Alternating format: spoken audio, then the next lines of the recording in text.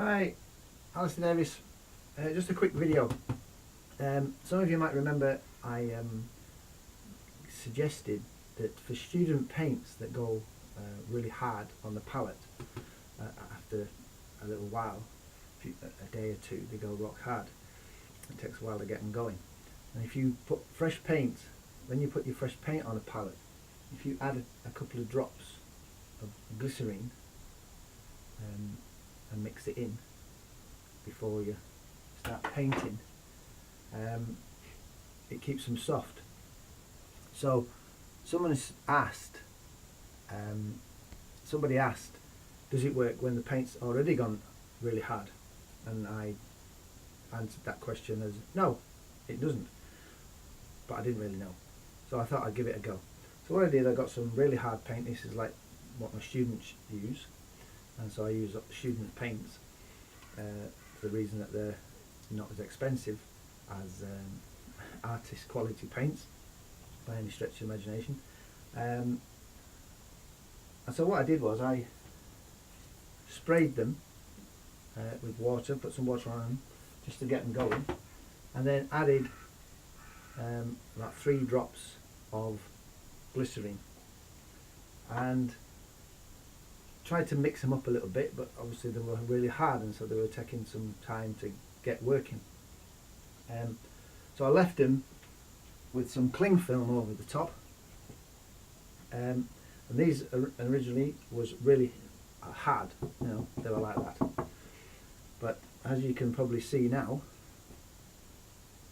they're all soft, and they've been like that now for about 2 weeks, just in my studio here, with just cling film draped over the top of them, and that's all. Excuse me. So these are my students' paints in the palettes, the cling film in between, and so I have a lot of paint that I have to keep on the move. I'll keep using, and it goes rock hard, whereas this is soft and able to be used because I put some water and some glycerine mixed in with it. Obviously you won't have that many palettes, I wouldn't have thought, just the one. The one I did initially was this one.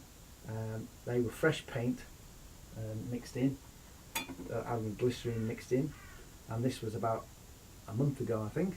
Somebody checked my video, and that's a month, and that's student paints.